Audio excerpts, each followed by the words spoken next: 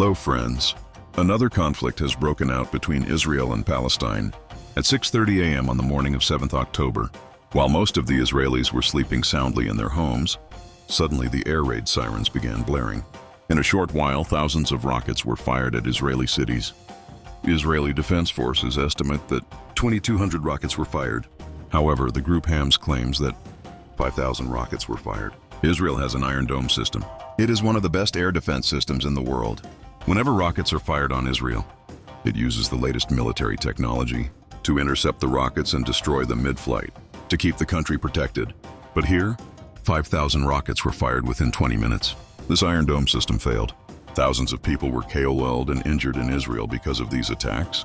This surprise attack is the biggest in the last few decades that has been seen in the Israel-Palestine conflict, and it reminds us of the Yom Kippur War. Exactly 50 years ago, in October 1973, Egypt and Syria had launched a similar surprise attack on Israel. After that, a war broke out, known as the Yom Kippur War, and this attack is no less than a full-scale war. In addition to the rocket strikes, Hamas launched a multi-pronged attack from the ground, sea, and air. The boundary wall on the Israel-Gaza border was broken down by a bulldozer. Many Palestinians were seen entering Israeli territory, some on motorcycles, some using motor-powered hang gliders to enter Israel through the air. Apart from this, Hamas also attacked Israel from the sea using speedboats. Many events took place within a day. A military base on the Israel-Gaza border was also attacked. An Israeli tank was captured. Many Israeli soldiers were captured and held hostages by the Hamas group, and the Israeli villages and cities on the border were infiltrated by armed terrorists of Hamas.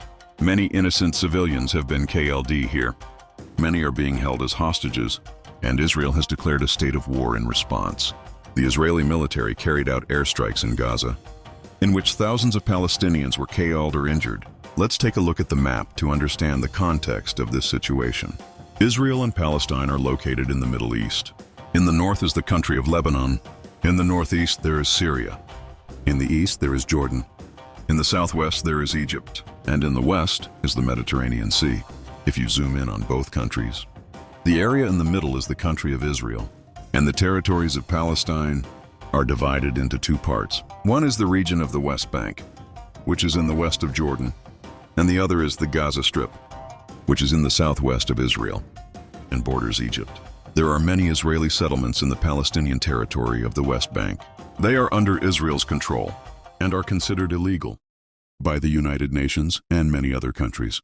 The Palestinian territories in the West Bank are administered by Palestinian authorities under the control of Fatah, a political party. On the other hand, the Gaza Strip is controlled independently by Hamas. There has been a separate conflict between Fatah and Hamas historically. Hamas is an extremist Palestinian organization, which is considered a terrorist organization by most countries. Canada, the European Union, Israel, Japan, Australia, the USA, and the UK designate Hamas as a terrorist organization. On the other hand, it is not considered a terrorist organization by Brazil, China, Egypt, Iran, Norway, Qatar, Russia, Syria, and Turkey. There are also some countries that consider only Hamas military wing as a terrorist organization, like New Zealand and Paraguay. This is geopolitically relevant because you will see how differently these countries are reacting to the current situation. If we look at the map of the current conflict, we can see that the Gaza Strip is shown in red color, and the extent to which Israeli territory has been infiltrated by the Palestinian militants is shown in blue color. Hamas's military commander Mohammed al-Daif has named this attack Operation Al-Aqsa Flood and said that Hamas is doing this because Israel has committed atrocities on the Palestinians, and that this is specifically a response of what happened in Al-Aqsa Mosque. If you want to know about the issue regarding Al-Aqsa Mosque in Jerusalem, I talked about it in this video 2 years ago. I will put the link in the description below. You can go and watch it.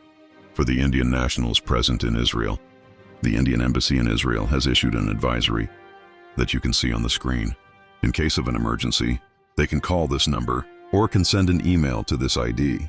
Israel launched its own attack in response, which was named Operation Iron Swords. Israeli Defense Forces, also known as IDF in short, have deployed their Navy, Air Force, and ground forces. Along with that, they launched drone strikes in Gaza. Israel's energy minister signed an order to cut the electricity supply in Gaza. To a large extent, electricity was supplied through Israel to Gaza. Israeli Prime Minister Benjamin Netanyahu said at a television address, "Citizens of Israel, we are at war."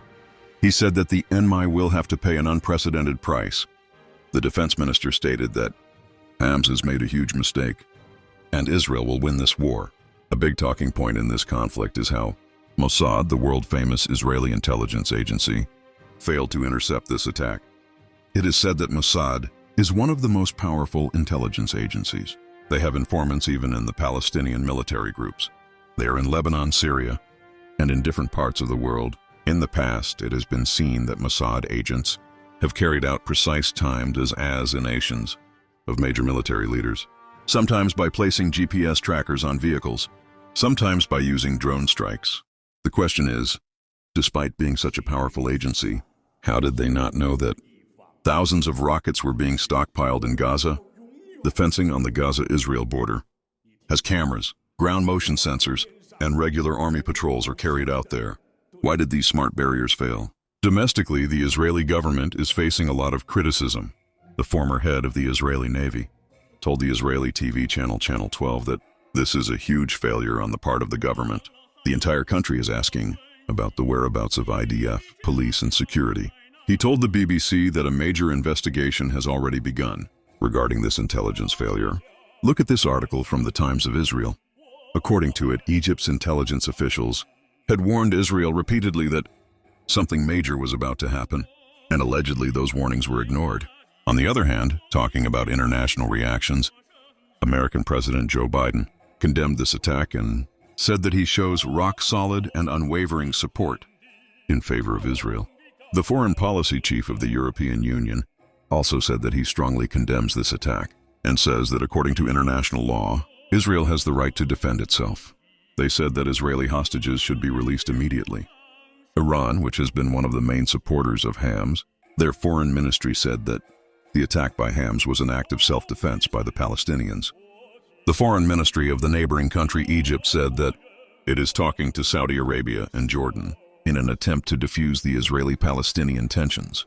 The Palestinian president Mahmoud Abbas told to the official news agency Wafa that the Palestinians have the right to protect themselves against the terror of the settlers and foreign troops. As I said, he is from the Fatah party, which governs the West Bank. And historically, there have been conflicts between Fatah and Hamas. 2 years ago, I made a detailed video on the Israel-Palestine conflict, in which I explained their long history. In it, I talked about how Jews were persecuted in Europe for centuries, and to save their lives, they migrated to Palestine, and now Palestinians have been reduced to refugees in their own country. So Palestine's cause obviously deserves support, but not by supporting terrorists. This has been the stance of our Indian government historically. India has always supported the Palestinian cause of self-determination under various prime ministers, be it Prime Minister Indira Gandhi, Rajiv Gandhi, Atal Bihari Vajpayee, Manmohan Singh, or Prime Minister Modi. But the situation in the Middle East is clear. The land which is occupied by Israel has to be vacated. Prime Minister Modi has actually been the first Indian Prime Minister to visit Palestine. Now the statement from PM Modi has expressed shock at the terrorist attacks, and he expressed solidarity with Israel and Israel's innocent victims and their families. And this is not surprising because Hamas' actions here is nothing but terrorism. Many disturbing videos have come up where Hamas terrorists have treated women and civilians in a way that cannot even be described in this video. It is very shameful that some people see them as freedom fighters. It is true that there has been injustice against the common people in Palestine, but killing the common people in Israel? Such terrorists can never be justified. I'd like to repeat what I said in the previous video. Hamas is a designated terrorist organization, and Israel is a powerful country with a proper democratic government. This is why Israel should use its powers responsibly. Some communal bigots are very offended by such statements. On one hand, there are people who want complete eradication of Palestine. They celebrate the attacks on Palestine, saying that none of them should survive, without thinking about the common Palestinians and what they go through. On the other hand, there are communal people celebrating Hamas terrorists. They are happy to see Israel being attacked. They want Israel to be destroyed, and that Israel should not exist as a country. When you come across such comments on social media, remember that you are a human being, not a vampire thirsty for blood. Warmongering is very easy when you are sitting far away. But think about it. If you were in the midst of this war, think about what the ordinary Israeli and Palestinian families are going through. For life to come to a halt, and to live in fear that a rocket might hit your building at any moment. Israel is also trying to show that they are carrying out their counteroffensive responsibly. Recently, there was an airstrike on a 14-story building in Palestine. But before the airstrike, Israel had issued a 10-minute warning so that the people living in the building should evacuate it before the BMB could hit it. Such warnings have been given before, like the warning given to Fatima Bashir's family before the Israeli airstrike in May this year, or in August 2022, a 15-minute warning was given to Gazans before an Israeli airstrike. Although Israel claims this, but the truth is that in Israeli airstrikes, many Palestinian civilians have been killed. We hope that there can be long-lasting peace between these two countries. But looking at the current situation, it seems that this war is going to continue for a long time. I would suggest that you understand the historical context of the conflict between Israel and Palestine.